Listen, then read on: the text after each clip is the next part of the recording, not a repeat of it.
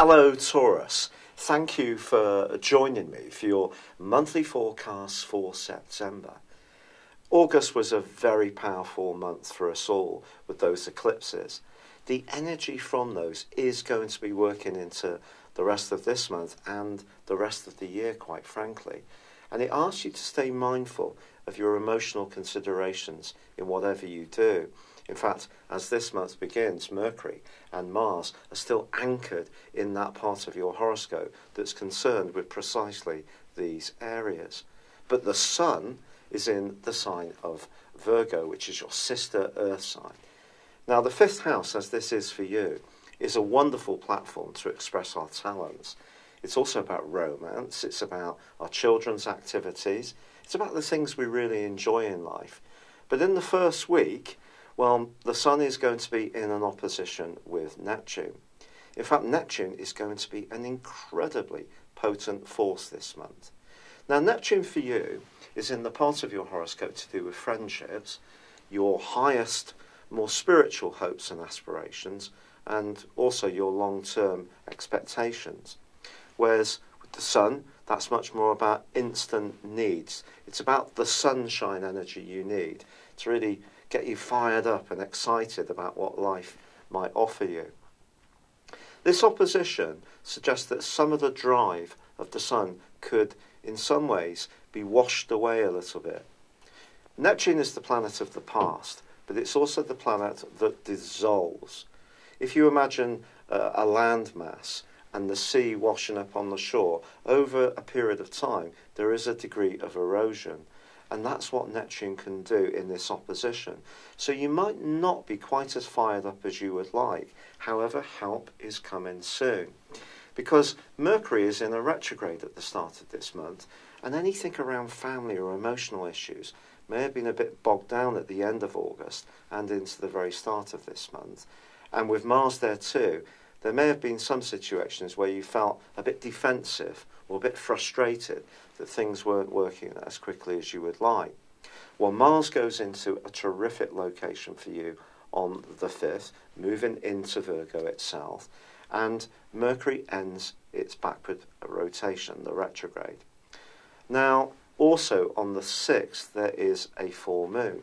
And this full moon is really going to crystallise the more challenging energy that goes on between the Sun and Neptune. I think if you do have some hopes around your love life, for example, and there's someone you're strongly drawn towards, it is going to be important to kind of keep one foot on terra firma, which is something you're usually exceptionally good at doing. But your ruler is Venus, and that is also in a very emotional part of your situation through to the 20th of this month. So you're going to be feeling quite sensitive, and you want a partner to be very nurturing. Do the really thoughtful things like draw a hot bath, light candles, give you a glass of wine, make a homemade dinner for you, sort of fuss and nurture you. And if that kind of stuff isn't going on, your sense of expectations, which come through Neptune, could see you being a little bit disappointed. But it's also about your creative talents and skills.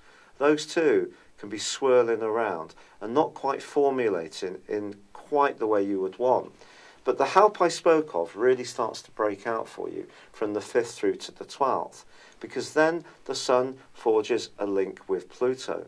Now, Pluto is still twisting backwards, but by the end of this month, it ends that journey, and that is something I think you can be very pleased about, because Pluto is about exposing you to new ideas and situations, travel, higher education, but also deeper truths within you. Because remember, Pluto is very much about secrets, but it is about power. And your power potential around knowledge or creativity is given a huge boost as these two get together. So if you can take the creativity that Neptune, moon, full moon gives you, but forge it in some way which is practical, which is your great talent, coming from the Virgo Sun, its angle to Pluto could see you grow something or expand something in a very helpful way. Now, on the 10th of this month, and delightfully for you, Mercury returns to the sign of Virgo. And I think when Mercury goes through the 4th solar house, it can make us a bit inward looking, we can become a bit anxious, ideas can buzz around our minds, we find it more difficult to articulate our emotions. but you're going to feel suddenly a lot more upbeat and bubbly. Now, Mercury itself is briefly for 3 days going to go face to face with Neptune as well later in the month. But I think you're going to feel an almost immediate pickup. And if there is a creative project that has kind of got bogged down ever since around about the end of July, by the 19th of this month, when Mercury comes out of shadow and returns to the point where the retrograde began, things are really going to sharpen up for you in a very positive way. Mars is also penetrating deeper into the sign of Virgo, which will help you to feel, well, it will give you a greater sense of sex appeal and alluringness. And of course, that's something you're going to really appreciate, because you get that even in an unspoken way, as much as any other zodiac sign. So you're being encouraged to lighten up a bit, have some fun. Once Venus moves into Virgo on the 21st, this desire to have pleasure is going to really come up even more. And it's a delicious mix of planetary influences, quite frankly. However, there is on the 23rd a transition of the Sun, moving into the sign of Libra. Now, the Sun here is all about relationships, but it's for you also about life's practicalities. Now, ordinarily, that's not something you have much problem with because of your earth elements. You're also a fixed sign, so when you have to be diligent and work at something that's important to you, you can be quite thorough and systematic, and the Sun will help you in this location. However, it is true to say that the last week of this month is pretty complex. Mars goes face to face with Neptune, as does Venus. Mars and Venus are close together, which is going to up your sex appeal even more, but it could create some mystery around your love life. Perhaps there's someone you're drawn to who's a bit evasive or elusive, or the very fact that they're like that just makes them all the more appealing to you. However, Mars also forges a fantastic angle to Pluto itself. When these two get together, it's both being the rulers of Scorpio. This can give you an instinctive desire to do something, to be a bit more risk-taking.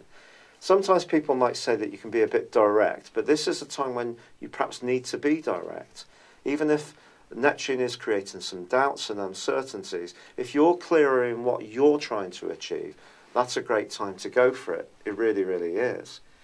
And as the month draws to a close, Mercury also relocates into Libra, and this is a location where you have Jupiter. Now, Jupiter has been here since last September, which for you is probably giving you some inside knowledge on health, dietary, lifestyle approaches. You may have got fitter, you may have spent more time at a gym, you may have educated yourself a lot more about nutrients and food, you may have made some significant changes in your work.